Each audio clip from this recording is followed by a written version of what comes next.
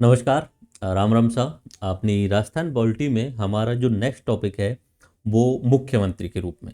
राज्यपाल हम पढ़ चुके हैं, राज्यपाल से रिलेटेड सारे आर्टिकल्स, राज्यपाल की नियुक्ति कौन करता है, कार्यकाल क्या रहता है, शपथ और वो सब हमने देख लिया था, उनके कार्य भी देख लिए थे। अब मैंने वहीं पे बात करी थी कि राज्यपाल की सहायता के लिए एक मंत्रिपरिषद होगी जिसका मुखिया मुख्यमंत्री होता है। तो हमें सीएम के बारे में पढ़ना होता है। ओरिजिनल वास्तविक मुखिया यही होते हैं। आर्टिकल नंबर 163 से लेके 167 तक इनके बारे में उल्लेख किया गया है। ये चीज़ मैं पहले ही बता चुका था आपको कि भाई हमने जो है वो संसदीय प्रणाली अपनाई। संसदीय प्रणाली हमने अपनाई है।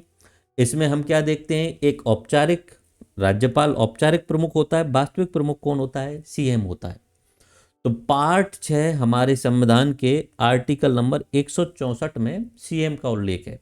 और सीएम का उल्लेख किस तरीके से है कि भाई राज्यपाल की सहायता के लिए एक मंत्रिपरिषद होगी जिसका मुखिया सीएम होगा। ये अपना आर्टिकल नंबर 163 और 64 के पार्ट में यहाँ पे लिखा हुआ है। ओके, तो अपना भाग 6 में आर्टिकल नंबर 164 के सारे सारे पॉइंट्स देखते हैं। ये लाइन तो मैं पहले ही समझा चुका हूँ कि भाई केंद्र के रूप में औपचारिक प्रमुख कौन होता है, राष्ट्रपति होता है, वास्तविक कौन होता है, सर्वोच्च नौकरशाह कौन होता है। ये चीज़ हम पहले अच्छे से देख चुके हैं। ओके, अब देखिए आर्टिकल नंबर 164। अब मुख्यमंत्री पद हो या कोई और पोस्ट हो, आगे भी जितने भी पोस्ट आएंगे हम उनके रिलेटेड आर्टिकल देखते हैं। उसके बाद में उनकी जो नियुक्ति कौन करता है वो देखते हैं। उसके बाद में उनका कार्यकाल कैसा रहता है, कितने टाइम तक रहता है, ये देखते हैं। उसके बाद में उनके शपथ कौन दिलाता है, नियुक्ति के बाद में शपथ कौन दिलाता है, कार्यकाल कितने टाइम तक रहेगा, फिर कार्य क्या होते हैं ये देखेंगे। और एक होता है इंपॉर्टेंटली हटाने का प्रावधान क्या होता है। ठीक है, तो ये हम देखते हैं। तो आर्टिकल नंबर 164 काफ़ी बड़ा आर्टिकल है। आर्टिकल नंबर 164 काफ़ी बड़ा आर्टिकल है जिसमें सीएम की नियुक्ति के बारे में बात की गई है। आर्टिकल नंबर 64(1) जिसमें सीएम की नियुक्ति राज्यपाल के द्वारा की जाएगी और वो बहुमत दल का नेता होना चाहिए। बहुमत दल का नेता होना चाहिए।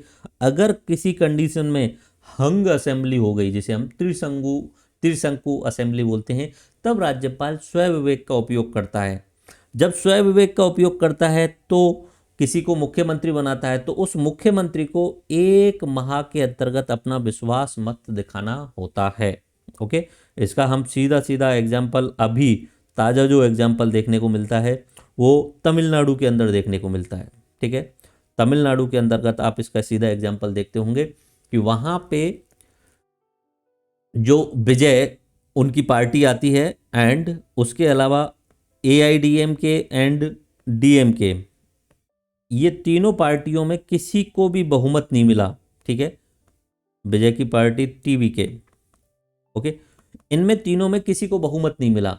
अब राज्यपाल के पास में यहाँ पे स्वयं विवेक शक्ति का उपयोग करने का ऑप्शन आता है कि वो किस व्यक्ति को, स्वयं विवेक का उपयोग आता है कि किस व्यक्ति को सीएम के रूप में नियुक्त करे।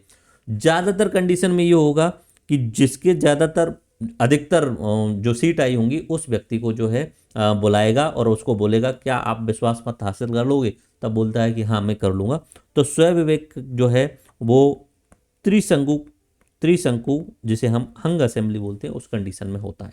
ठीक है, उसमें स्वयं विवेक राज्यपाल का रहता है और 1 माह के अंतर्गत विश्वास मत दिखाना होता है। यानी वो सीएम जिसको नियुक्त किया है उसे बहुमत साबित करना होता है। तो 164(1) क्या बोल रहा है कि मुख्यमंत्री की नियुक्ति बहुमत दल के नेता के रूप में राज्यपाल के द्वारा की जाती है। किसके द्वारा की जा रही है, राज्यपाल के द्वारा की जा रही है। लेकिन वो बहुमत दल, बहुमत का मतलब क्या होता है, सीधा सा पॉइंट है कि 100 लोग हैं तो बहुमत का मतलब हुआ 100/2 + 1। ठीक है, इस तरीके से आप निकाल लीजिए।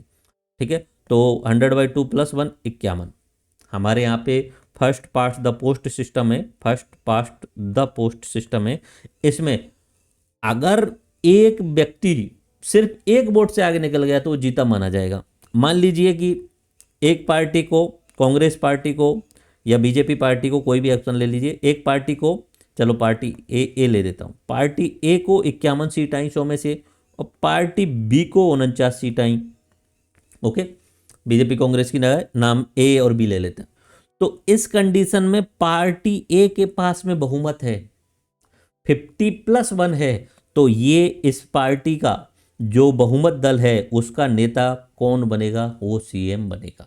ओके, ये बोलेंगे सर हमारे तो एक दो ही तो कम है, अब उससे कोई मतलब नहीं है, हमने सिस्टम ही ऐसा अपनाया हुआ है कि जो बहुमत 50+ बने वही जो है वो सरकार बनाने के लिए अवेलेबल होता है। और सरकार का मतलब होता है मंत्रिपरिषद एंड सीएम। ओके, तो आर्टिकल नंबर 164(1) याद रहेगा आपको। 164(1) क्या है कि सीएम की नियुक्ति राज्यपाल की द्वारा की जाती है बहुमत दल के नेता के रूप में। 164(1)(a), ये भी ध्यान रखना है, 164(1)(a), ठीक है, का बोल देते हैं या 1A बोल देते हैं। इसमें ये बाद में 91 में संशोधन के द्वारा जोड़ा गया था। ये वाला जो लाइन है 164(1)(a), ये 91वें संविधान संशोधन के द्वारा जोड़ा गया था, ठीक है। और उसमें ये बोला गया था कि जो मंत्रिपरिषद होगी उसका आकार अधिकतम 15% होगा विधानसभा सीटों का और न्यूनतम 12 होगा, ठीक है, न्यूनतम 12 होगा। तो ये कैसे समझेंगे, देखो पहले मैं आपको दोबारा से रिवाइज कराता हूँ पूरा का पूरा। हमारा चैप्टर चल रहा है सीएम से रिलेटेड, मुख्यमंत्री से रिलेटेड, सीएम से रिलेटेड चैप्टर चल रहा है। हमने पहले देखा 153 से लेके और 162 तक मुख्यतः हमने राज्यपाल से रिलेटेड सारे प्रावधान देख लिए कि राज्यपाल की नियुक्ति कौन करता है, कार्यकाल क्या रहता है, शपथ कौन दिलाता है, समाधान की शक्ति क्या होती है, ये सब हमने यहाँ पे देख लिए। अब आता है आर्टिकल नंबर 163। ये आर्टिकल नंबर 163 बोलता है कि राज्यपाल की सहायता के लिए, किसकी सहायता के लिए, राज्यपाल की सहायता के लिए एक मंत्रिपरिषद होगी। राज्यपाल की सहायता के लिए एक मंत्रिपरिषद होगी। मैंने आपको पहले बता दिया था कि राज्यपाल के कुछ स्वविवेकी हैं, बाकी सब मंत्रिपरिषद और सीएम की। और इस मंत्रिपरिषद का मुखिया कौन होगा, सीएम होगा। तो राज्यपाल की सहायता से एक मंत्रिपरिषद होगी जिसका मुखिया सीएम होगा, जो क्या करेंगे, राज्यपाल की सहायता करेंगे, परामर्श देंगे। ये आर्टिकल नंबर 163 में लिखा हुआ है। बस ये इतना बोल दिया कि राज्यपाल की सहायता के लिए एक मंत्रिपरिषद होगी जिसका मुखिया सीएम होगा। ये आर्टिकल नंबर 163 में हो गया। 164 में कि भाई उनकी नियुक्ति कौन करेगा, तो नियुक्ति जो की जाएगी अब मंत्रिपरिषद या सीएम की, तो नियुक्ति जो की जाएगी वो राज्यपाल के द्वारा सीएम की नियुक्ति की जाएगी। राज्यपाल के द्वारा सीएम की नियुक्ति की जाएगी, जो बहुमत दल का नेता होगा। कौन होगा, बहुमत दल का नेता होगा। एंड जो मंत्री होंगे उन मंत्रियों की नियुक्ति भी राज्यपाल के द्वारा की जाएगी, सीएम की सलाह पर की जाएगी। बेसिक समझ में आ गया। सीएम की सलाह पर सभी मंत्रियों की नियुक्ति राज्यपाल के द्वारा की जाएगी। सीएम की नियुक्ति राज्यपाल के द्वारा की जाएगी, जो बहुमत दल का नेता होगा। 164(1) में ये बात हो गई। अब पहले क्या होता था, काफी बार मंत्रियों की संख्या इतनी ज्यादा कर दी जाती थी जो जरूरत नहीं होती थी।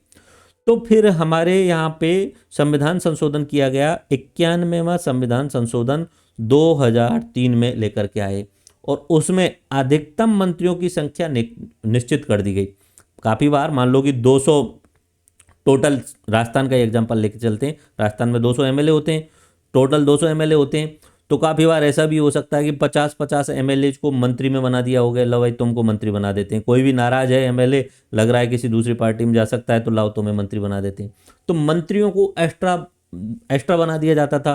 फिर इसलिए अपना 91वां संविधान संशोधन आया, 91वां संविधान संशोधन 2003 में। उसमें मंत्रिपरिषद का आकार निश्चित कर दिया गया कि मंत्रिपरिषद का आकार निश्चित रहेगा।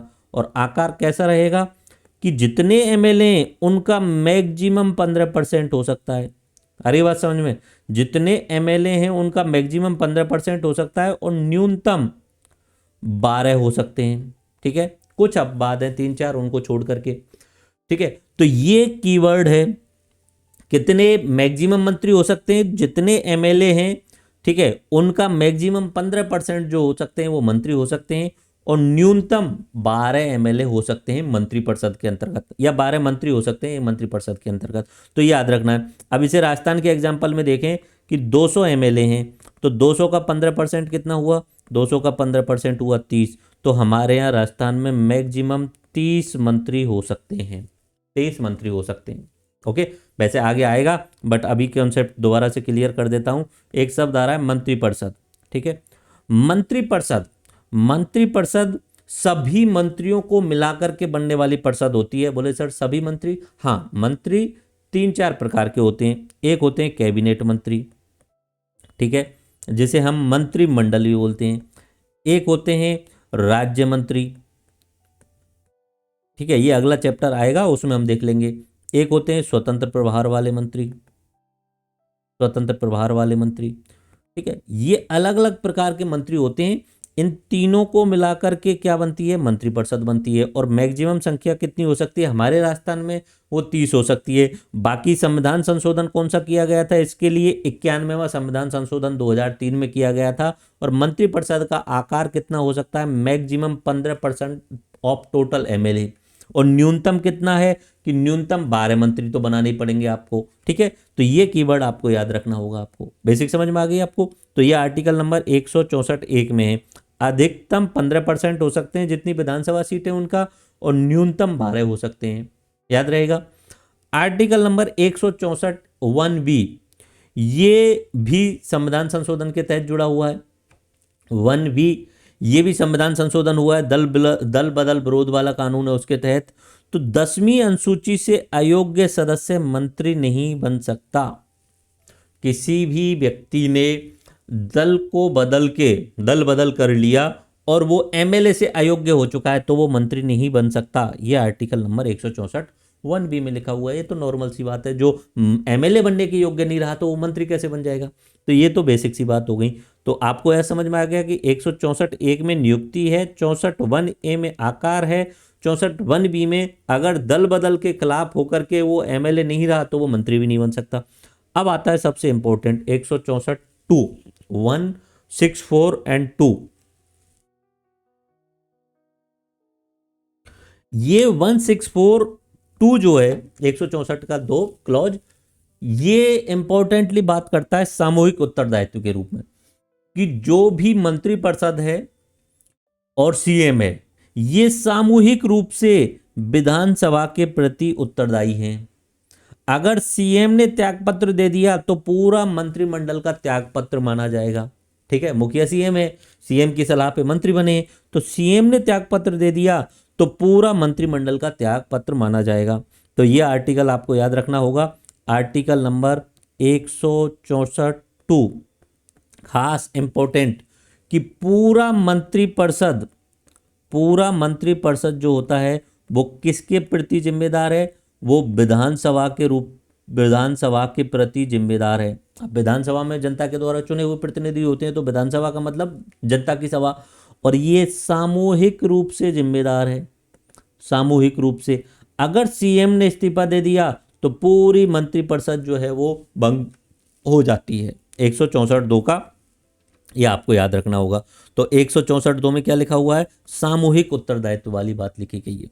164(3) में कि भाई इनको शपथ कौन दिलाएगा, तो इनको शपथ जो है वो राज्यपाल के द्वारा दिलाई जाती है। तृतीय अनुसूची में वर्णन है और 4 संकल्प लिए जाते हैं, 4 संकल्प लिए जाते हैं।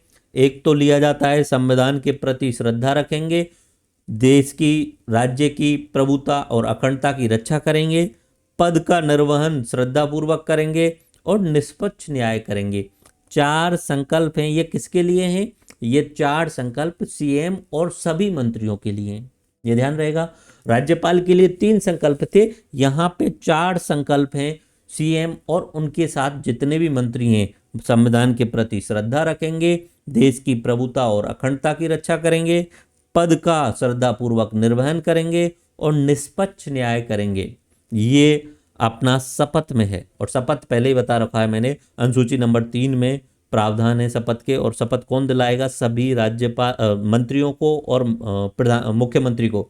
तो सभी मंत्रियों को और मुख्यमंत्री को शपथ दिलाता है राज्यपाल। व्हाट इट 164(4) में गैर सदस्य मंत्री, अगर कोई सदस्य नहीं है विधानसभा का, कोई एमएलए नहीं है, तो क्या वो मंत्री बन सकता है, हाँ वो मंत्री बन सकता है। 6 माह अपने पद पर भी रह सकता है, लेकिन 6 माह के अंतर्गत उसको एमएलए बनना पड़ेगा। आगे बात समझ में, अभी समझाता हूँ। और 164(5) में वेतन के बारे में लिखा गया है, तो राज्य विधानमंडल तय करेगा कि मंत्रियों का वेतन क्या होगा। और राजस्थान में 75,000 रुपये प्रति माह जो है वो वेतन दिया जाता है मंत्रियों के लिए, ये 2019 से। तो बेसिक 164(4) में क्या कह रहा है कि कोई व्यक्ति, मान लो मान लो XYZ, आप नाम ले लीजिए, मेरा नाम ले लीजिए, ठीक है, या किसी और का नाम ले लीजिए, कोई व्यक्ति राम है, ठीक है, उसकी उम्र है 40 वर्ष के आसपास में, यानी वो MLA बनने के योग्य है, ठीक है। MLA बनने के लिए 25 साल न्यूनतम आयु चाहिए होती है, 40 वर्ष के आसपास में उसकी एज है, और उसने चुनाव नहीं लड़ा। विधानसभा चुनाव हो चुके हैं, सभी 200 MLA चुन करके आ चुके हैं, राजस्थान की बात कर रहे हैं, 200 MLA चुन करके आ चुके हैं, उसने चुनाव नहीं लड़ा इस व्यक्ति ने। बट ये CM साहब को लगता है, मुख्यमंत्री साहब को लगता है कि ये व्यक्ति बहुत अच्छा है, इस व्यक्ति को ना हमारी मंत्रिपरिषद के अंतर्गत होना चाहिए, ये वित्त भार बहुत अच्छे से संभाल सकता है, या कोई और कार्यभार कि भाई ये पंचायती राज के लिए अच्छा काम कर सकता है, ऐसे। तो ये मंत्रिपरिषद के लिए इस व्यक्ति को मंत्री बनाना है। तो CM साहब उसे एक ही दिन के अंतर्गत, जिस दिन सोचेंगे उस दिन चाहें तो उसी दिन अपनी मंत्री के रूप में शपथ दिला सकते हैं।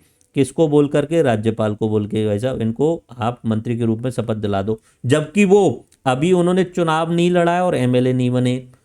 आपको पता है कि मंत्री और CM वो विधानसभा से चुने हुए प्रतिनिधि होते हैं, यानी MLA में से ही होते हैं, लेकिन इस व्यक्ति ने चुनाव नहीं लड़ा है और MLA भी नहीं है। यहां पे प्रावधान संविधान में क्लियरली लिखा हुआ है 164(4) के अंतर्गत कि कोई दिक्कत नहीं है, अगर आप प्रेजेंट में MLA नहीं हो, आप मंत्री पद संभाल लो, 6 महीने के अंतर्गत आपको MLA बन जाना है। अब 6 महीने के अंदर MLA बन जाना है।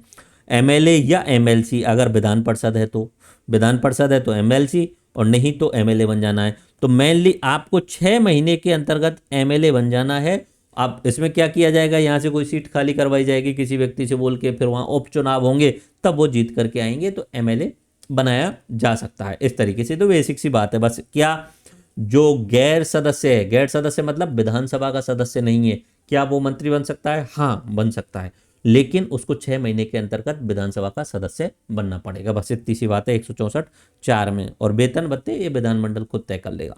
तो क्या क्या चीज़ें हमने देखी, यहाँ पे रिवाइज करें हम तो एक तो हमने ये देखा 164(1)(a) में कि जो संविधान के अनुसार ये संविधान संशोधन हुआ 2003 का, इसके अनुसार मंत्रिपरिषद का आकार जो है वो क्या कर दिया गया, मंत्रिपरिषद का आकार कम कर दिया गया। 15% मैक्सिमम हो सकता है और 12 न्यूनतम हो सकता है। दल बदल पर मंत्री बनने की रोक कर दी गई 164(1)(b) के अंतर्गत, ठीक है। तो ये आया राम गया राम वाला प्रावधान था, वो आगे हम एक जगह पर और देख लेंगे। तो ये चीज़ यहाँ पे 164 वाली आपको याद होनी चाहिए। मैंने 164 याद कराया ना, ये पूरा रटा हुआ होना चाहिए आपको, एक एक लाइन। 164 164 1 ओके, 164(1), 164(1)(a), 164(1)(b), 164(2), ठीक है, ये पूरे होने चाहिए। 164(1) क्या है कि CM और मंत्रिपरिषद की नियुक्ति कौन करेगा? इनकी नियुक्ति करेगा राज्यपाल, ठीक है। इनकी नियुक्ति कौन करेगा? राज्यपाल करेगा CM और मंत्रिपरिषद की। CM वो होगा जो बहुमत दल का नेता होगा, और मंत्री वो बनेंगे जो CM के कहने पे राज्यपाल को बनवाया जाएगा। CM कहेगा कि इन लोगों को मंत्री बना दो, तो नियुक्ति कौन कर रहा है? राज्यपाल कर रहा है। 1(a) में क्या बोला गया कि भाई ये जो मंत्रिपरिषद है, इस मंत्रिपरिषद का मैक्सिमम हो सकता है 15%, जितने विधानसभा में MLA उनका, और न्यूनतम हो सकता है 12। तो ये कीवर्ड याद रखना, 12% नहीं है, ओनली 12 मंत्री, ठीक है। और यहाँ 15% है, ओके, ये 15% है और ये 12 संख्या में। 1 भी क्या बोल रहा है कि कोई दल बदल वाला अगर चला गया तो उस दल बदल वाले को जो आप मंत्री नहीं बना सकते हो, ठीक है। किसी ने दल बदल लिया है तो उसको आप मंत्री नहीं बना सकते हो। 164(2) क्या बोल रहा है? सबसे इंपॉर्टेंटली 164(2) ये है सामूहिक उत्तरदायित्व की बात कर रहा है कि सभी मंत्रिपरिषद और CM उत्तरदायित्व, सभी मंत्रिपरिषद और CM विधानसभा के प्रति सामूहिक रूप से उत्तरदायी हैं। अगर CM साहब इस्तीफा देंगे तो पूरी मंत्रिपरिषद को इस्तीफा देना होगा, ठीक है। फिर 164(3), 164(4) ये नॉर्मल से ही हैं, 164(5), ठीक है, ये 3 है। 164(3) क्या बोल रहा है? शपथ। 164(4) बोल रहा है गैर सदस्य मंत्री, और 164(5) क्या बोल रहा है? उनके वेतन। 164(3) शपथ के बारे में बात कर रहा है। शपथ कहाँ लिखा है? तीसरी अनुसूची में लिखा है। कौन दिलवाएगा शपथ? राज्यपाल दिलवाएगा। और 4 संकल्प लेंगे वो। 4 संकल्प कौन कौन से लेंगे? 4 संकल्प लेंगे वो संविधान के प्रति श्रद्धा की, प्रभुता और अखंडता की, पद का निर्वहन की और निष्पक्ष न्याय की। वो 4 शपथ लेंगे। ठीक है, 164(3) हुई। 164(4) 164(4) में कि कोई अगर सदन का सदस्य नहीं है, यानी गैर सदस्य है, जो एमएलए नहीं है, तो क्या वो मंत्री बन सकता है? बोले हाँ बन सकता है, लेकिन 6 माह के अंतर्गत उसको जो है वो सदन का सदस्य बनना पड़ेगा। और 164(5) की उनके वेतन भत्ते क्या होंगे? विधानमंडल तय कर लेगा मंत्रियों को कितना वेतन देना है। तो वर्तमान में 2019 से 75,000 रुपये पर मंथ जो है वो सैलरी दी जाती है मंत्रियों की। ओके, ये हुआ अपना इधर की साइड में। नियुक्ति अभी देख ली। योग्यताएं, कार्यकाल, आप दोबारा से रिवाइज कर लीजिए इन चीजों को। ठीक है, योग्यता क्या होगी किसी को मंत्री बनने की? योग्यता वही होगी जो विधानमंडल में सदस्य बनने की एमएलए की योग्यता होती है, उसके अलावा कुछ भी योग्यता नहीं है। तो जो आदमी 25 साल का हो गया वो एमएलए बन सकता है, जो एमएलए बन सकता है वो मंत्री भी बन सकता है। ओके, विधानमंडल के किसी सदन का सदस्य नहीं हो तो भी मंत्री बन सकता है। नॉर्मली उसे क्या है कि विधानमंडल के सदस्य होना जरूरी है। ठीक है, विधानमंडल के किसी सदन का सदस्य होना जरूरी है, या तो एमएलए हो या एमएलसी हो। अगर वो एमएलए और एमएलसी नहीं है तो 6 माह के अंतर्गत उसे बनना पड़ेगा। तो ये योग्यता तो आपको समझ में आ गई बेसिकली। अब ये बार बार आप बोल रहे होंगे सर ये एमएलए और एमएलसी क्या है? अभी वैसे आगे एक पूरा चैप्टर आएगा जिसमें हम विधानमंडल के बारे में बात करेंगे। ठीक है, विधानमंडल, और इस विधानमंडल का मतलब होता है विधानसभा प्लस विधान परिषद। ठीक है, विधान परिषद प्लस राज्यपाल भी होता है। विधानसभा जहां पे जनता के द्वारा चुने हुए प्रतिनिधि, member of legislative assembly, MLA जाते हैं। और विधान परिषद जहां इन विधान परिषद के जो सदस्य होते हैं इनको डायरेक्टली जनता नहीं चुनी जाती है, अप्रत्यक्ष रूप से 1/3 कहीं से, 1/3 कहीं से, फिर राज्यपाल 1/6, इस तरीके से ये एमएलसी के सदस्य होते हैं, member of legislative council Vidhan Parishad. हमारे राजस्थान में विधान परिषद है नहीं।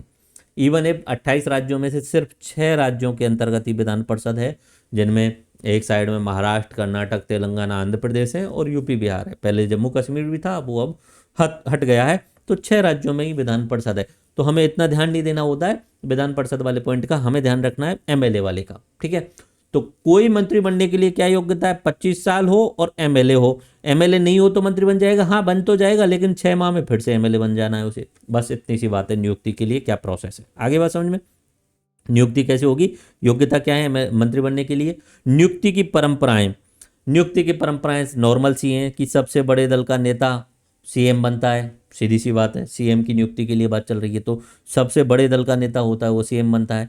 चुनाव पूर्व गठबंधन का नेता जो है वो प्री पोल कोलिशन का लीडर जो होता है वो सीएम बनता है। चुनाव पश्चात गठबंधन का नेता भी सीएम बन सकता है। और अविश्वास पारित हो तो विपक्ष नेता, अपोजिशन लीडर को भी सीएम बनने का, अच्छा ये अविश्वास प्रस्ताव कौन लेके आएगा? ठीक है, विपक्ष के नेता के द्वारा लेकर के आया जाता है। तो नियुक्ति की परंपराएं क्या है?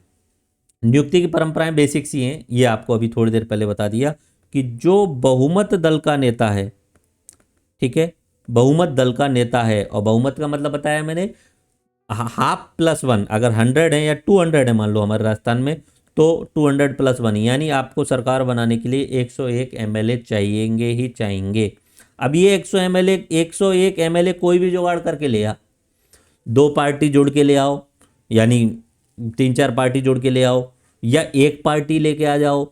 ठीक है, और इस बहुमत दल, अब इनकी बैठक होगी, बहुमत जिसका भी आया होगा, मान लो अभी की बार जैसे 115 एमएलए आए बीजेपी वालों के, ठीक है, उनकी फिर एक बैठक हुई, बहुमत दल की बैठक हुई। उस बैठक में राजनाथ जी, वसुंधरा जी और ये सब लोग आए। फिर उन्होंने बहुमत दल के रूप में चुनाव किया कि भाई भजनलाल शर्मा जी को जो है हम राजस्थान का सीएम बना देते हैं। ओके, ये बहुमत दल का नेता, अब इन्होंने चुनाव कर लिया कि बहुमत दल का नेता ये, तो वही बहुमत दल का नेता अपना पत्र लेके जाएगा कि मेरे पास में बहुमत है, आप मुझे सीएम बना दो। राज्यपाल के पास में तो बना दिया जाता है, दैट्स इट, ये सीएम बन जाते हैं इस तरीके से। ओके, उसके बाद में कार्यकाल कितना होता है? सामान्यतः 5 वर्ष का होता है कार्यकाल। ठीक है, जितना विधानसभा चलती है उसका। और नॉर्मली विधानसभा में विश्वास पर्यंत होता है। वैसे तो 5 साल है, लेकिन विधानसभा में जब तक विश्वास है तब तक है। जिस दिन कुछ एमएलए इस्तीफा देके छोड़ के चले गए तो फिर वहां छोड़ना पड़ेगा।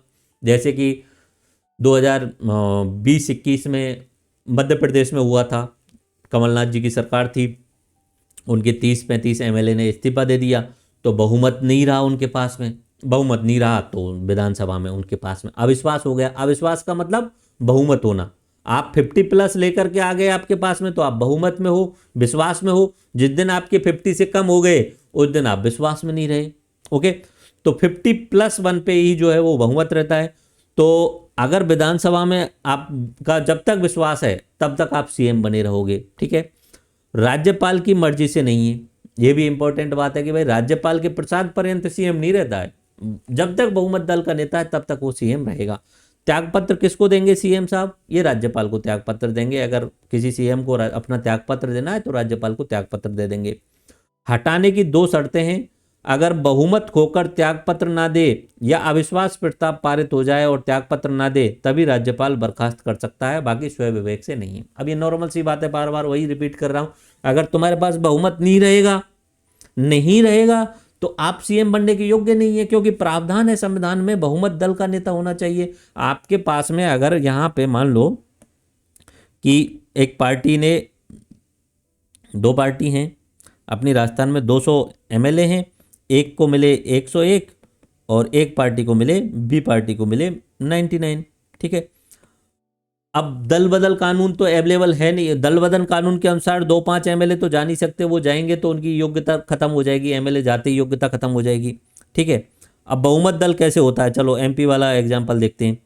मान लो कि इसमें से 10 एमएलए, ए पार्टी में से ये लोग बोल देते हैं कि सर हमने इस्तीफा दे दिया, हम जो है वो एमएलए नहीं रहना चाहते। इन्होंने इस्तीफा दे दिया, 10 एमएलए ने इस्तीफा दिया। तो अब यहाँ पे 200 की जगह कितने हो गए? 190। 200 की जगह कितने हो गए? 190। और 101 में से दिया था इस्तीफा इन्होंने। ठीक है, 101 में से इस्तीफा दिया था इन्होंने, तो इनके पास में कितने हो गए? 91 रह गए। इनके पास में 99 पूरे हैं अभी तक।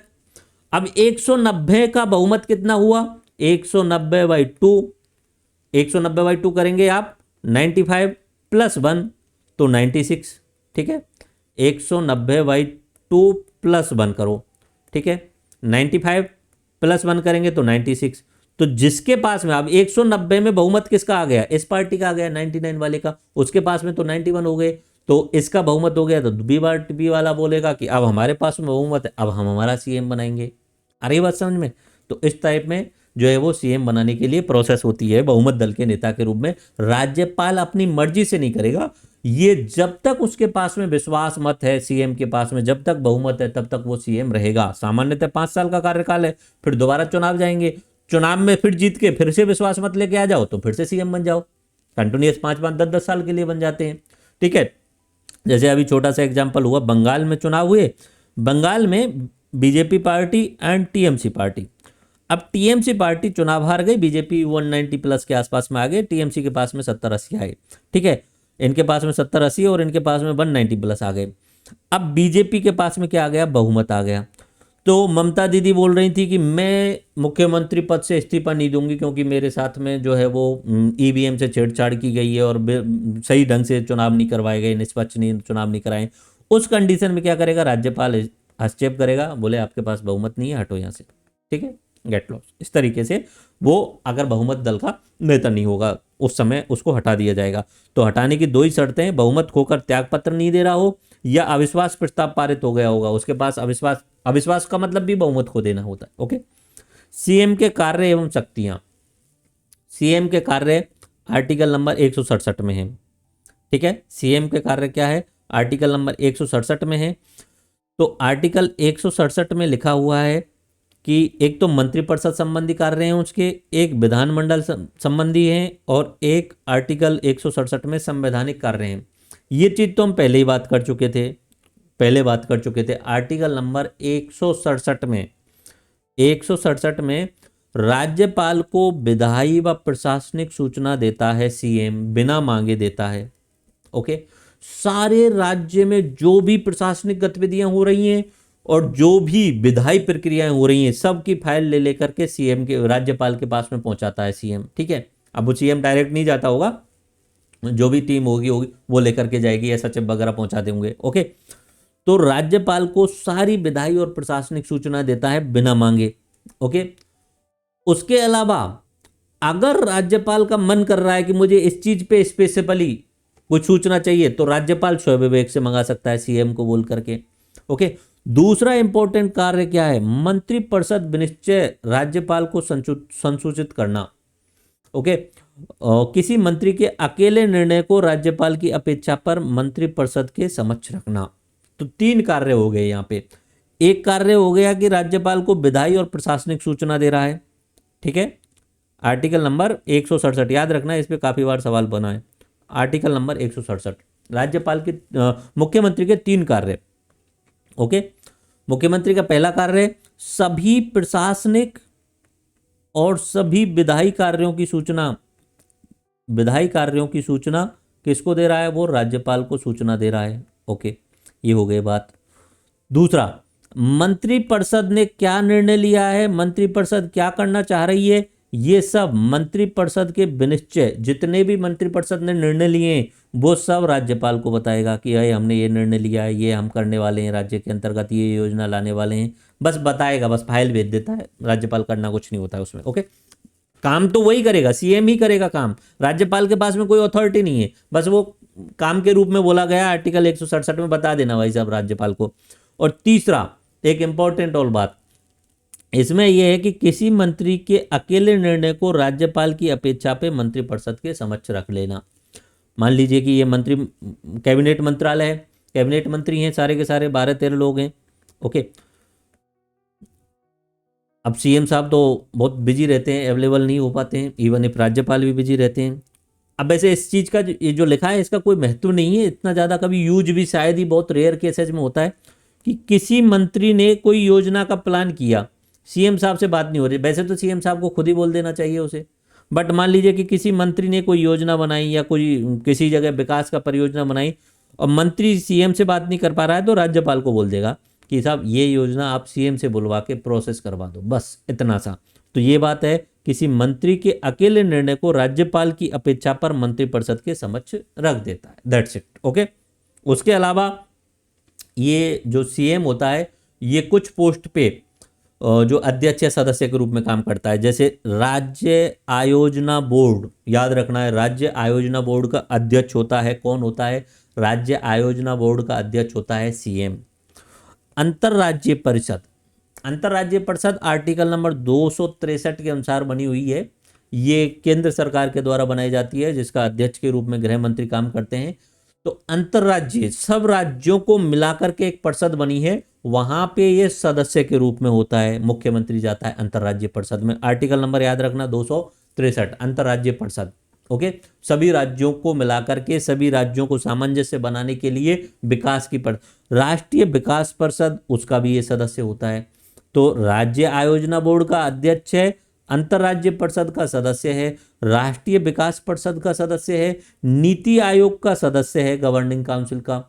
क्षेत्रीय परिषद होती हैं, अपनी जोनल काउंसिल्स होती हैं, उनका उपाध्यक्ष होता है ये, और ये बारी बारी से चेंज होता रहता है, ठीक है, उपाध्यक्ष के रूप में चेंज होते रहते हैं। और रीति जैसे नीति आयोग बनाया गया केंद्र सरकार के द्वारा, ऐसे ही राजस्थान में रीति आयोग बनाया गया था, नई सरकार जो भजनलाल सरकार आई है, बीजेपी सरकार 3 मार्च 2024 से। तो रीति राजस्थान इंस्टीट्यूट ऑफ ट्रांसफॉर्मिंग, ठीक है। तो ये रीति आयोग जो है वो उसका अध्यक्ष कौन है, वो उसका अध्यक्ष सीएम साहब है, और राज्य का मुख्य प्रवक्ता भी यही होते हैं, सीएम स्वयं होते हैं।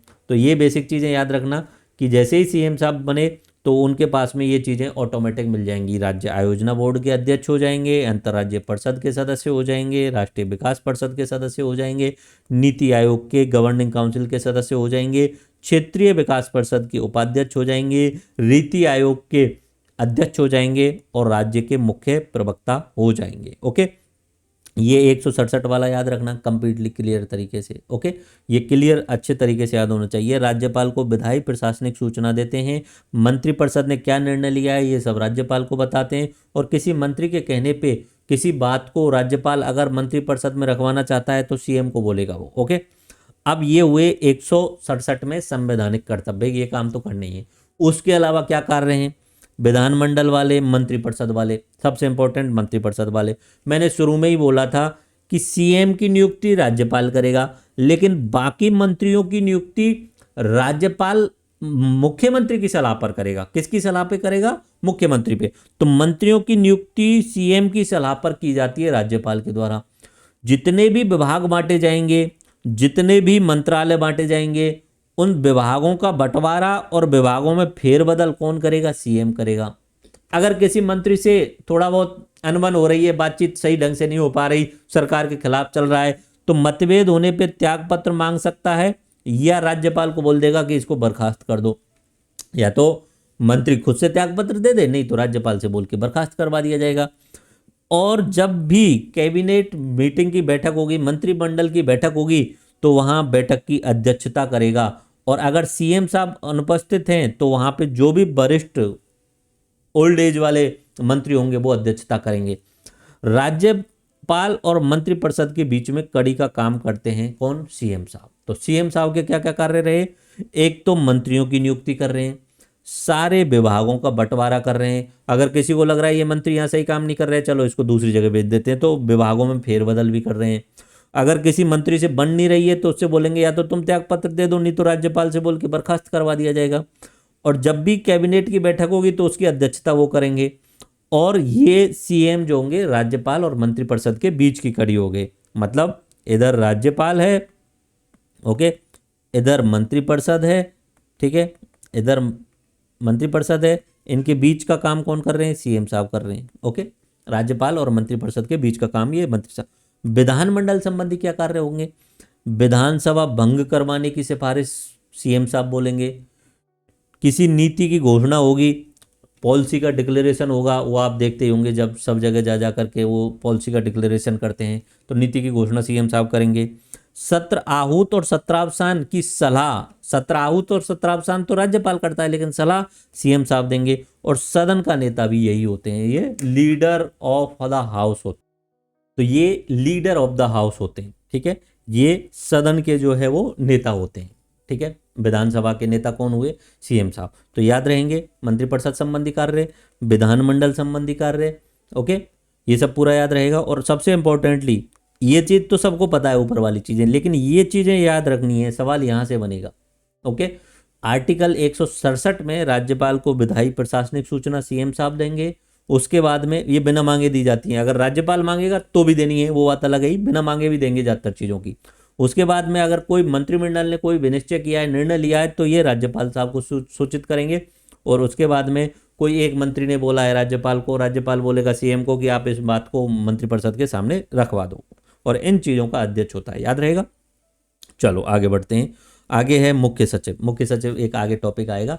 सीएम की जितने भी मंत्रिमंडल है उन सबको कोऑर्डिनेट करने के लिए एक पोस्ट होता है चीफ सेक्रेटरी।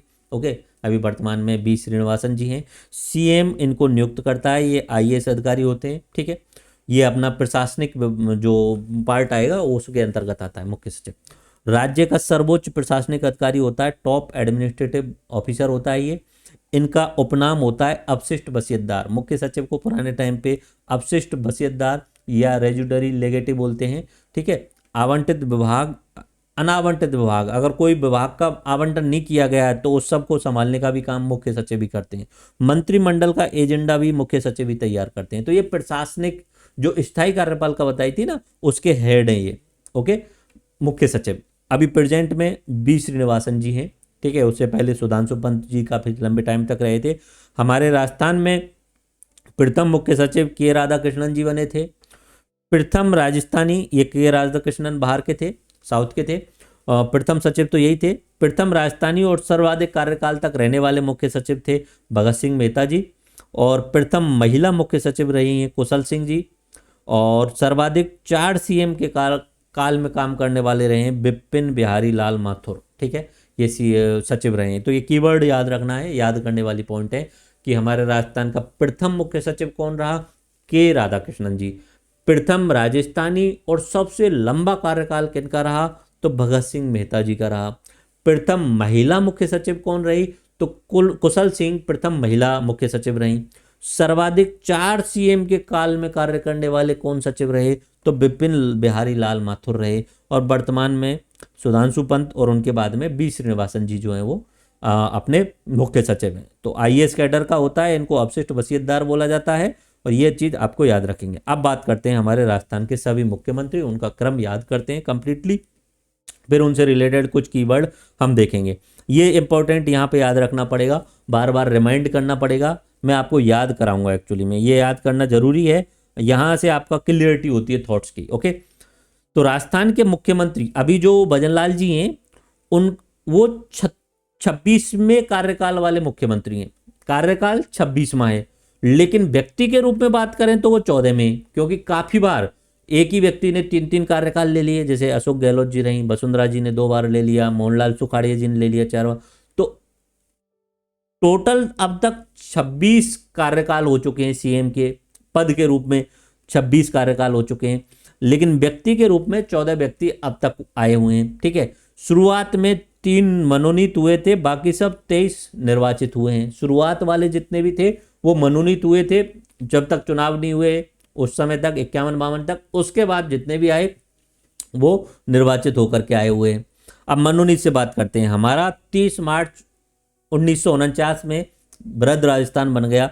जिस दिन वृद्ध राजस्थान बना उस दिन सीएम बने हीरालाल शास्त्री जी। सीएम उन्होंने हीरालाल शास्त्री जी। अब तक चुनाव नहीं हुआ था, तो ये पहले मनोनीत सीएम थे, फर्स्ट नॉमिनेट थे। ये हीरालाल शास्त्री जी बहुत इंपॉर्टेंट हैं। इनके द्वारा बनस्थली विद्यापीठ का स्थापना की गई थी। इनकी एक बच्ची थी, उसकी डेथ हो गई थी, तो उसकी स्मृति में उन्होंने बनस्थली विद्यापीठ की स्थापना की थी। ठीक है, ये महिलाओं के लिए बहुत बड़ा बनस्थली विद्यापीठ टोंक निवाई के पास में है। वो संभागीय व्यवस्था की शुरुआत कर दी थी इन्होंने, हीरालाल शास्त्री जी ने।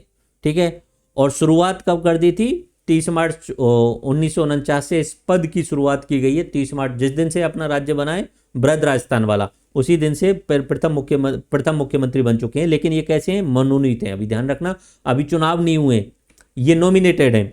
और इनकी पत्नी का नाम रतन शास्त्री था। इनको पद्मश्री और पद्म विभूषण मिला था इनकी वाइफ को। ओके, तो प्रथम अपने सीएम कौन रहे? हीरालाल शास्त्री जी। हीरालाल शास्त्री जी 1949 में 30 मार्च के दिन हमारे राजस्थान के सीएम बने, पहले मुख्यमंत्री बने। ओके, ये प्रथम मुख्यमंत्री कैसे थे? ये मनोनीत हुए थे, इनको नॉमिनेट किया गया था। इन्होंने संभागीय व्यवस्था की शुरुआत की थी, और इनके बारे में खास बात यह है कि बनस्थली विद्यापीठ की स्थापना इन्होंने की थी। इनकी पत्नी का नाम रतन शास्त्री था। इनको पद्मश्री और पद्म विभूषण अवार्ड मिले थे। दूसरे मुख्यमंत्री हमारे बने थे CS वेंकटाचार्य। अब ये भी क्या है, अब तक चुनाव नहीं हुए, तो दूसरे मनोनीत मुख्यमंत्री हैं। इनको केंद्र ने नियुक्त करके भेजा था, और ये एक IAS अधिकारी थे। तो केंद्र के द्वारा नियुक्त किए गए एकमात्र सीएम हैं जो IAS रहते हुए सीएम बने, और राज्य से बाहर जन्मे सीएम थे। ठीक है, राजस्थान के नहीं थे कि CS वेंकटाचार्य, ये एक IAS अधिकारी थे, और इनको केंद्र ने नियुक्त करके भेजा था यहाँ पे, हमारे यहाँ पे। तो ये द्वितीय मनोनीत रह गए, और राजस्थान से बाहर के जन्मे वाले सीएम थे। बस ये ध्यान रखना कीवर्ड, राजस्थान से बाहर जन्मे सीएम। ज्यादातर सीएम अब टोटल राजस्थान के ही आएंगे, बाकी राजस्थान से बाहर जन्मे वाले सीएम हैं अपने CS वेंकटाचार्य जी। आगे बात समझ में? इनका पूरा कार्यकाल बाहर काम करते हुए रह गया था, राजस्थान में मनोनीत कर करके भेजा गया था। द्वितीय मनोनीत कौन हुए? CS वेंकटाचार्य। तीसरे आते हैं जयनारायण व्यास जी। अब CS वेंकटाचार्य तो कुछ समय तक रहे, IAS अधिकारी थे, थोड़ा बहुत टाइम के लिए। फिर कुछ समय बाद में एक नेता को बनाया गया, और वो थे जयनारायण व्यास जी। ये मनोनीत किए गए थे पहले तो, फिर बीच में चुनाव हो गए, चुनावों में ये हार गए थे। तब तक के लिए कुछ समय के लिए टीकाराम पालीवाल जी को मुख्यमंत्री बना दिया गया था। फिर इनके लिए सीट खाली करी गई, फिर उसके बाद में वो जीत करके आए, तो फिर ये दोबारा से निर्वाचित सीएम बने। तो इनको एकमात्र सीएम है जो मनोनीत भी हुए और निर्वाचित भी हुए। आ रही बात समझ में? वेंकटाचार्य जो हैं वो IAS अधिकारी थे, उनकी जगह जयनारायण व्यास जी को जो है वो नॉमिनेट किया गया 1951 में। 1951 के लास्ट में और 52 के शुरू में चुनाव हुए, हमारे इंडिया में भी हुए थे, राजस्थान में भी हुए थे, एक साथ हुए थे MP MLA के चुनाव। अब वहां पे क्या हुआ, पार्टी कांग्रेस तो जीत गई, लेकिन जयनारायण व्यास जी खुद हार गए थे। अब ये खुद हार गए थे, तो अब इनको मुख्यमंत्री नहीं बनाया गया। इनकी जगह टीकाराम पालीवाल जी को मुख्यमंत्री बना दिया गया 1952 से लेकर 53-54 तक। ठीक है, फिर उसके बाद में 1952 में कुछ समय, सॉरी 54 तक नहीं, 1952 में ही कुछ समय के लिए, थोड़े से समय के लिए टीकाराम पालीवाल जी को जो है वो मुख्यमंत्री बना दिया गया था। फिर जयनारायण व्यास जी के लिए एक सीट खाली करवा करके उनको चुना गया एंड देन जयनारायण व्यास जी को फिर से निर्वाचित मुख्यमंत्री बना दिया गया। तो एकमात्र मनोनीत और निर्वाचित कौन रहे? जयनारायण व्यास जी। याद रखना 1951 में तो वो मनोनीत थे, फिर 52 से 54 तक वो चुने हुए रहे थे। ओके, टीकाराम पालीवाल जी का अभी मैंने बताया था, ये प्रथम निर्वाचित सीएम है, प्रथम निर्वाचित। याद रखना जयनारायण व्यास जी प्रथम निर्वाचित सीएम नहीं है, ये पहले मनोनीत थे। जब चुनाव हुए तो चुनाव में ये तो खुद हार गए, तो इनको सीएम नहीं बनाया गया, तो इनकी जगह पे सीएम बनाया गया था टीकाराम पालीवाल जी को। तो प्रथम निर्वाचित सीएम का टैग किनके साथ जाएगा? टीकाराम पालीवाल जी के साथ जाएगा। ये जयनारायण व्यास जी के साथ में बाद में डिप्टी सीएम भी रहे थे। तो एक अकेले सीएम है जो सीएम भी रहे थे और उप मुख्यमंत्री भी रहे थे। मुख्यमंत्री और उप मुख्यमंत्री, सीएम भी रहे और डिप्टी सीएम भी रहे। तो ये सीएम और डिप्टी सीएम रहने वाले एकमात्र जो हैं वो मुख्यमंत्री हैं। प्रथम त्यागपत्र देने वाले भी मंत्री यही थे, क्योंकि प्रथम निर्वाचित बने थे, 4-5 महीने बाद में ये जीत करके आ गए, तो फिर इनको अपनी पोस्ट खाली करनी पड़ी मुख्यमंत्री वाली, तो प्रथम त्यागपत्र देने वाले भी। प्रथम अविश्वास प्रस्ताव इन्हीं के विरुद्ध आया था 1952 में। बस ये ध्यान रखना, पहले 4 और 5वां मोहनलाल सुखाड़िया जी। और मोहनलाल सुखाड़िया जी 1954 से लेके 71 तक 4 बार लगातार सीएम रहे थे। ठीक है, बीच में एक आध बार राष्ट्रपति शासन लगा था। तो 54 से लेके और 71 कितने साल हो गए? 17 साल हो गए। 17 साल लगातार मोहनलाल सुखाड़िया जी क्या रहे थे? ये राजस्थान के मुख्यमंत्री रहे थे और सबसे कम उम्र में बन गए थे, सबसे युवा 38 साल की उम्र पे तो ये सीएम बन गए थे।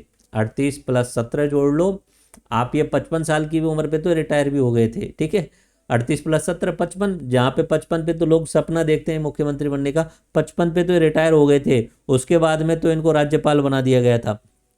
ठीक है, तो ये इनको 17 साल काम किया, तो आधुनिक राजस्थान का निर्माता कहा जाता है। सबसे युवा सीएम आज तक यही है, 38 साल तक, 38 साल की उम्र पे बने थे।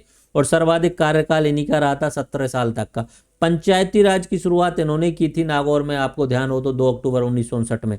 ओके, और प्रथम राष्ट्रपति शासन इन्हीं के काल में लगा था 1967 में। और 6 बार अविश्वास प्रस्ताव आया था, सर्वाधिक इनके खिलाफ ही अविश्वास प्रस्ताव आया, लेकिन कभी पारित नहीं हो पाया। तो मोहनलाल सुखाड़िया जी 1954 से लेके और 1971 तक का। ठीक है, पहले हम 5 को एडजॉर्ब करते हैं। पहला कि पहले नंबर पे हम बात करते हैं कि हमारे पहले मुख्यमंत्री जो रहे थे वो हीरालाल शास्त्री जी रहे थे। पहले कौन रहे थे? हीरालाल शास्त्री जी रहे थे। कब से कब तक? 1949 से लेके और 1951 तक रहे थे। क्या ये चुनाव लड़ करके सीएम बने थे? नहीं, चुनाव हुए ही नहीं थे उस समय तक। हमारे जो कॉन्स्टिट्यूशन प्रावधान है, निर्वाचन आयोग, उस सब के बाद में, आज़ादी के बाद में चुनाव 1951-52 में हुए थे पहली बार।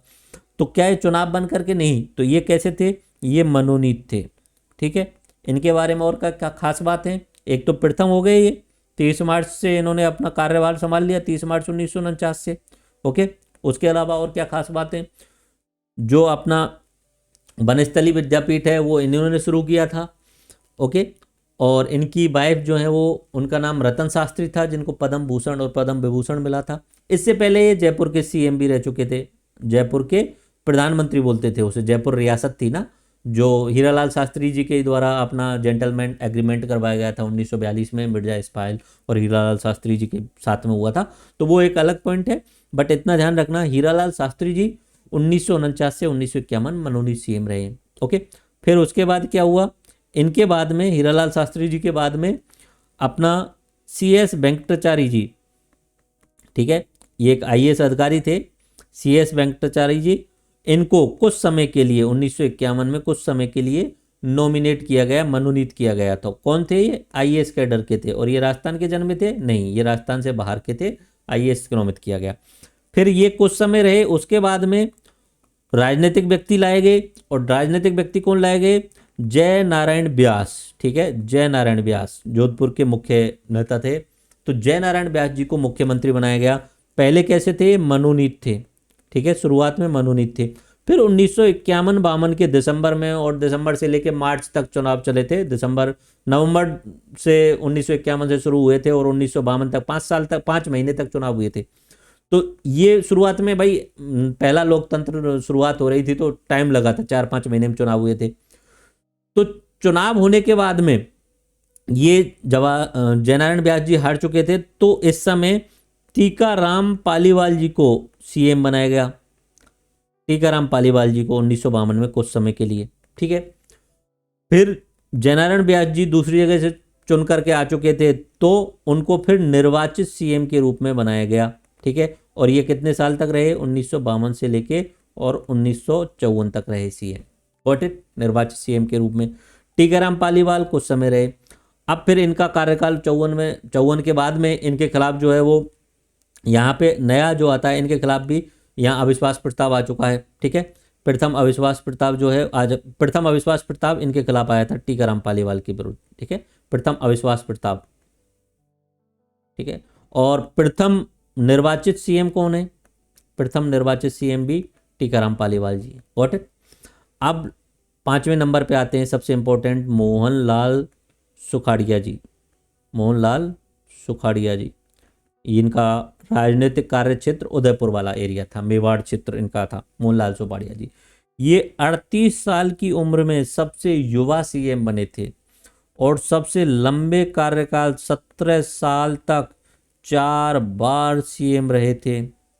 इनके खिलाफ 6 बार अविश्वास प्रस्ताव आया, एक भी बार पारित नहीं हो पाया। और 1967 में राष्ट्रपति शासन भी इनके कार्यकाल में लगा था। ये आ गए आपको 5 मोहनलाल सुखाड़िया जी तक। अब आगे चलते हैं, बरकतुल्ला खान जी, ये 1971 से लेके और 1973 तक रहे थे। प्रथम मुस्लिम सीएम थे, प्रथम भी और वर्तमान तक एक ही मुस्लिम सीएम रहे। पद पर निधन हो गया था इनका, पद पर रहते हुए 1973 में इनकी डेथ हो गई थी, इनका निधन हो गया था। और भारत पाकिस्तान युद्ध के समय पे सीएम यही थे बरकतुल्ला खान जी, कांग्रेस के बढ़िया कद्दावर नेता थे। तो बरकतुल्ला खान जी प्रथम मुस्लिम, पद पर रहते हुए जिनका निधन हुआ, और भारत पाक युद्ध के समय पे सीएम यही थे। हरदेव जोशी, हरदेव जोशी जी को 3 बार मौका मिला सीएम बनने का।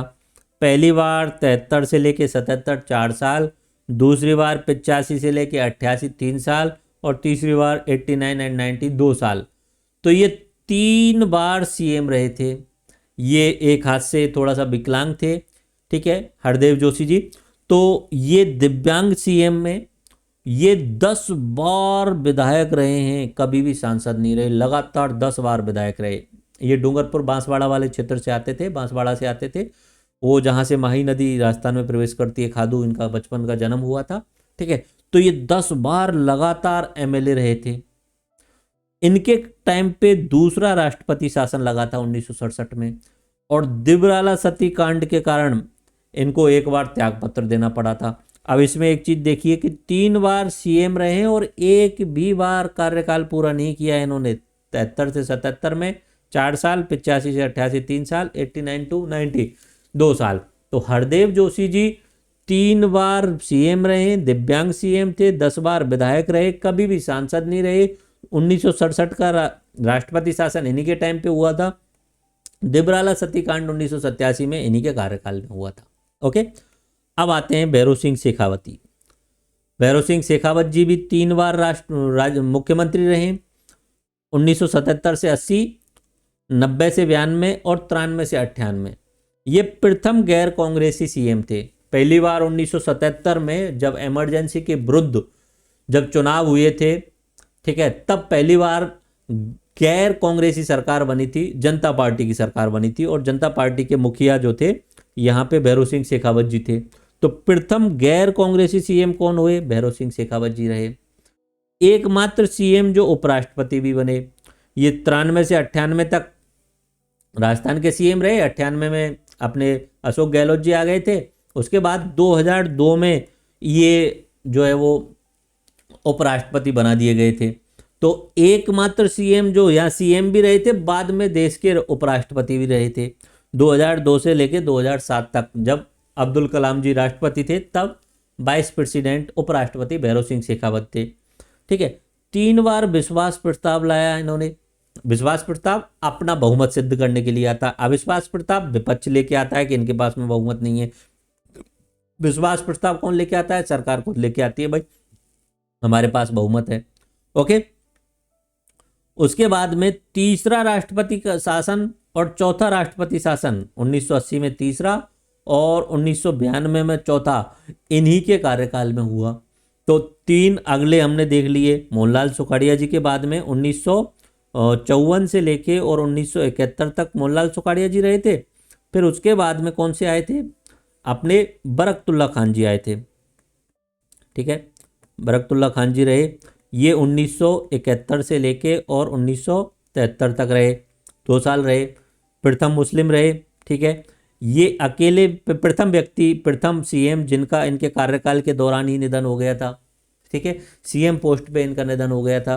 और भारत पाक वाला युद्ध इनके कार्यकाल में 1971 में हुआ था, 1971 में दिसंबर में हुआ था। ओके, चलो ये हुआ बरकतुल्ला खान वाले। उसके बाद में कौन याद किए हमने? हरिदेव जोशी जी। हरिदेव जोशी जी ये 3 बार सीएम रहे। 3 बार कब रहे? एक तो 1973 से लेके 77 तक रहे। ठीक है, फिर 85 से लेके 85 से लेके और 85 से लेके और 88 तक रहे। बीच में कुछ समय के लिए दूसरे सीएम आ गए थे। 85 से लेके 88 तक रहे।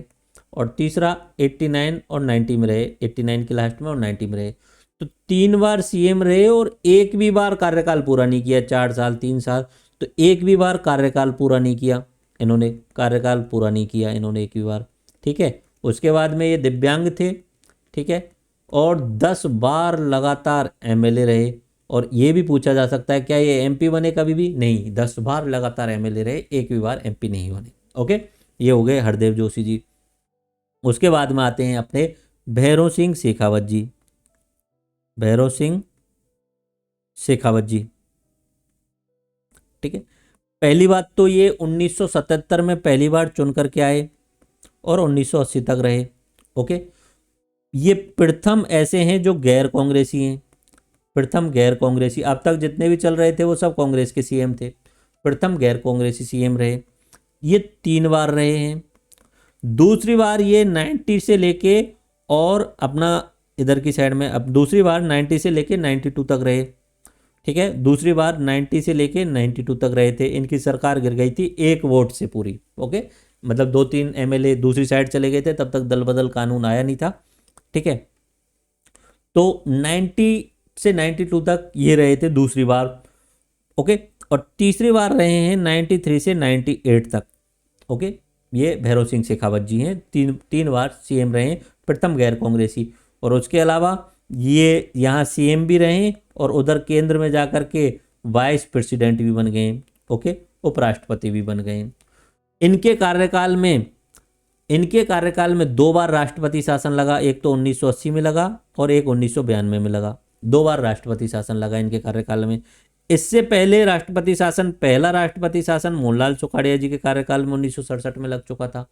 ओके, दूसरा राष्ट्रपति शासन यहाँ पे अपना हरदेव जोशी जी के कार्यकाल में और यहाँ पे 1977 में लगा। ओके, दूसरा राष्ट्रपति शासन हरदेव जोशी के कार्यकाल में 1977 में लगा। अब आते हैं तीसरे नंबर पे जगन्नाथ पहाड़िया जी। ठीक है, आगे 9th नंबर, जिनका number 9th number. Okay, Jagannath Pahadia ji ये 1.5-2 साल के लिए रहे थे। जगन्नाथ पहाड़िया जी 1980 से 81 में रहे थे। ये दलित थे। तो प्रथम दलित सीएम कौन है? जगन्नाथ पहाड़िया जी। इन्होंने पूरे राजस्थान में पूर्ण शराबबंदी लागू की थी। और इन्होंने एक हिंदी की बहुत प्रसिद्ध कवियत्री थी महादेव वर्मा जी, उन पर कोई टिप्पणी कर दी थी। एक महिला गैर अपमानजनक टिप्पणी माना गया था और उस टिप्पणी के कारण ही इनकी सरकार चली गई थी, यानी इन्हें अपना मुख्यमंत्री पद त्यागना पड़ा था। तो जगन्नाथ पहाड़िया जी प्रथम दलित सीएम, पूर्ण शराबबंदी वाले, और महादेवी वर्मा पे टिप्पणी करने के कारण इनको इस्तीफा देना पड़ा था। ये अपने भरतपुर साइड से आते थे। ओके, भरतपुर से आते थे। शिवचरण माथुर जी, शिवचरण माथुर जी 2 बार बने, 85 81 से 85 और 88 और 89। जब यहाँ पे आप देख रहे होंगे 85 से 88 हरदेव जोशी जी हैं, फिर बीच में 1 साल का गैप है, तो 88 89 में शिवचरण माथुर जी हैं। तो शिवचरण माथुर जी 81 से 85 और 88 और 89 में। डी गोलीकांड के कारण उन्हें 1985 में इस्तीफा देना पड़ा था और बाद में इनको असम के राज्यपाल भी बनाया गया था 88 के 89 के बाद में। ठीक है, तो 2 बार रहे, 81 से 85 फिर 88 से 89 तक कुछ समय के लिए। डी गोलीकांड क्या है? डी में एक जनसभा में गए थे ये, और वहाँ के राजा जो थे उन्होंने इनके हेलीकॉप्टर को अपनी गाड़ी से एक्सीडेंट कर दिया था जानबूझ करके, एंड इन्होंने पुलिस को, या इन्होंने बोला होगा या वहाँ की पुलिस ने कार्रवाई की होगी और उन राजाओं को ख़त्म कर दिया था भरतपुर में। तो उसके बाद में इनके खिलाफ बहुत ज़्यादा आक्रोश हो गया था, तो इसलिए इन्हें 1985 में अपना त्यागपत्र देना पड़ा था। ओके। हरिलाल देवपुरा जी 1985 में कुछ समय के लिए रहे थे, सिर्फ 16 दिन के लिए रहे थे। तो न्यूनतम कार्यकाल किनका रहा? हरिलाल देवपुरा जी। उस समय इनकी 60 वर्ष की आयु थी जब ये सीएम बने थे। एकमात्र सीएम जो सीएम भी रहे और विधानसभा अध्यक्ष भी रहे थे और वित्त आयोग के अध्यक्ष भी रहे। तो हीरालाल देवपुरा जी न्यूनतम कार्यकाल, और जब ये सीएम बने थे तो अधिकतम सर्वाधिक आयु इन्हीं की थी, 60 वर्ष की थी। एकमात्र व्यक्ति जो सीएम और विधानसभा अध्यक्ष और वित्त आयोग के अध्यक्ष भी रहे हैं। फिर उसके बाद में तो वसुंधरा जी, अशोक गहलोत जी, वसुंधरा जी, अशोक गहलोत जी, ये चलते रहे हैं। ठीक है, तो वसुंधरा जी, अशोक गहलोत जी, किस तरीके से चला है इनका चक्र। अच्छा, यहाँ तक आ गए भैरव सिंह शेखावत जी। भैरव सिंह शेखावत जी के बाद में, अच्छा यहाँ पे ईयरों का गैप में रहेगा। अब अपना शिवचरण, अच्छा पहले जगन्नाथ पहाड़िया जी। जगन्नाथ पहाड़िया जी 1981-82 में रहे। ओके। उसके अलावा शिवचरण माथुर जी,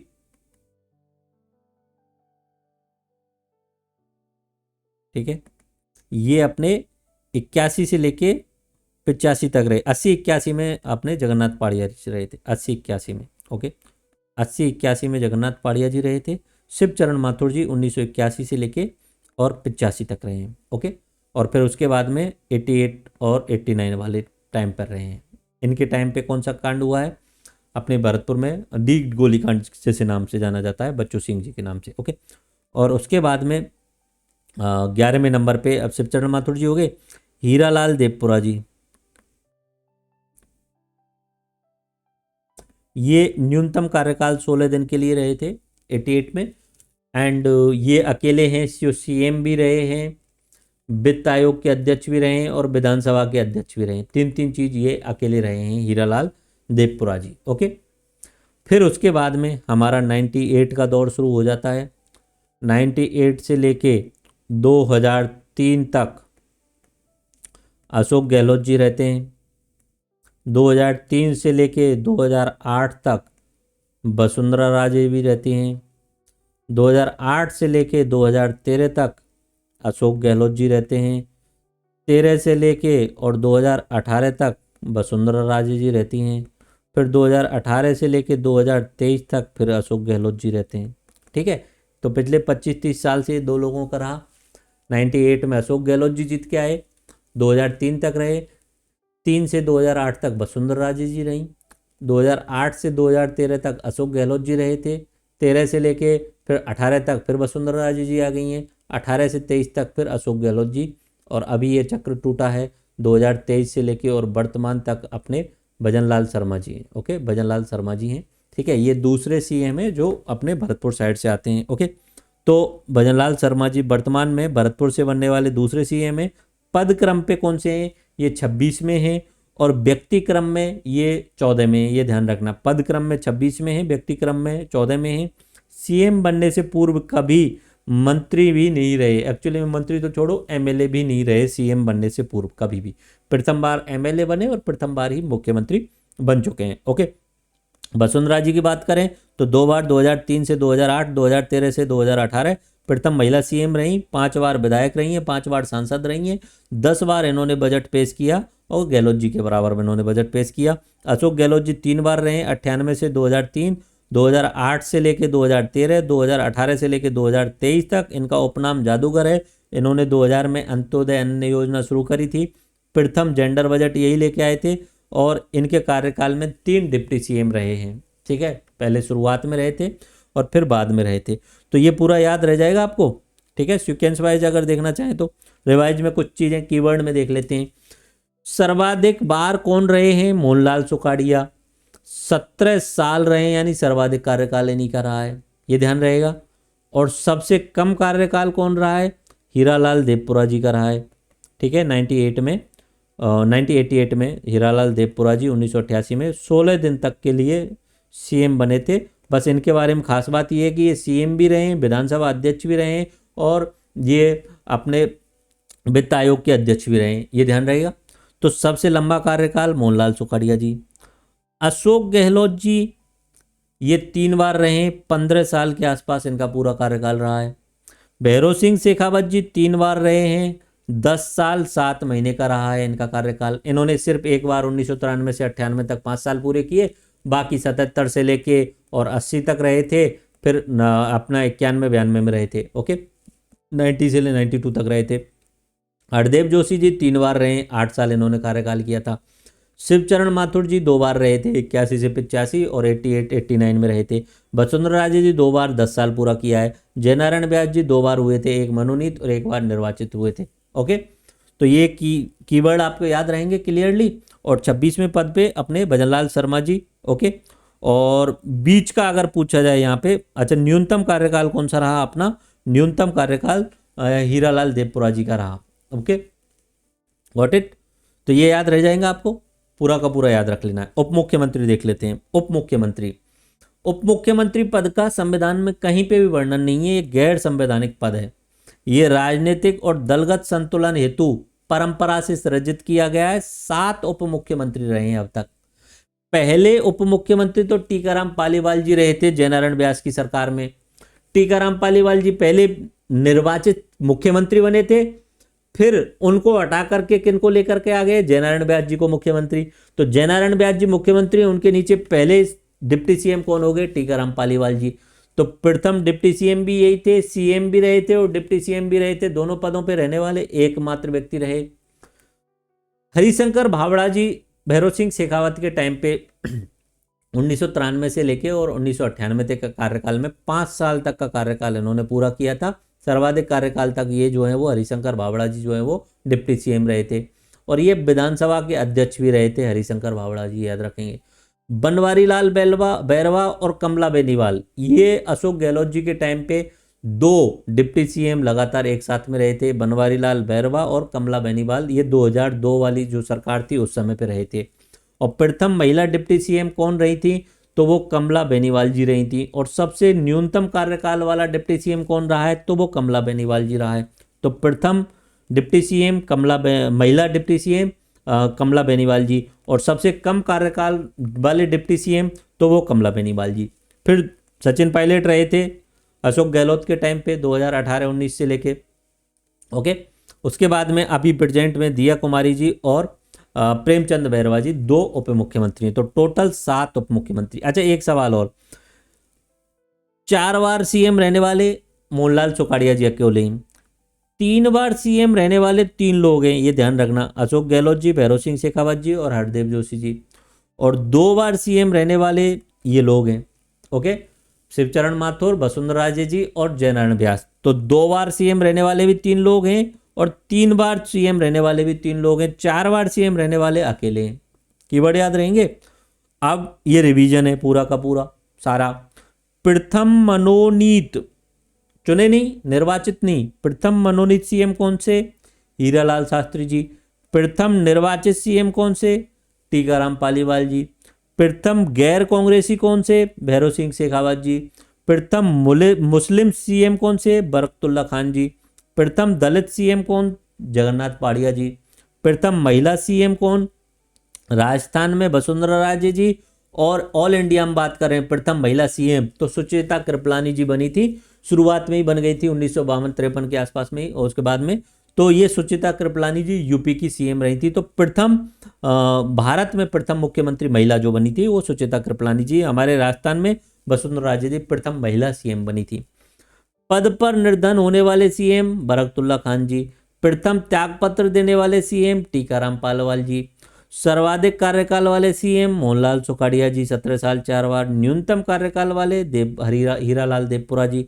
सबसे युवा मोहनलाल सुखाड़िया जी 38 साल के। सबसे वृद्ध हीरालाल देवपुरा जी 60 साल के। सीएम प्लस उपराष्ट्रपति भैरव सिंह शेखावत जी। सीएम प्लस विधानसभा अध्यक्ष Hiralal Devpura ji. CM plus deputy CM Tikaram Paliwal ji. Okay, Rajasthan विधानसभा में कुल 13 बार अविश्वास प्रस्ताव आया, जिनमें से 6 बार तो सुखाड़िया जी मोहनलाल सुखाड़िया जी के खिलाफ आया था और 13 बार में अविश्वास में से कभी भी पारित नहीं हो पाया। तो 13 बार विधानसभा में अब तक अविश्वास प्रस्ताव आया है, 6 बार तो मोहनलाल सुखाड़िया जी के टाइम पे आ गया था। ठीक है, विश्वास प्रस्ताव 5 बार लाया गया है। ठीक है, और सभी 5 बार पारित हुआ है। 3 बार भैरव सिंह शेखावत लेकर के आए थे, 2 बार अशोक गहलोत जी लेके आए हैं। ठीक है, प्रथम विश्वास प्रस्ताव जो आया था वो 1990 में भैरव सिंह शेखावत लेकर आए थे और अंतिम विश्वास पत्र 2020 में अशोक गहलोत जी लेकर के आए हैं। ओके, मुख्यमंत्री सचिवालय की स्थापना जयपुर में 1951 में की गई थी।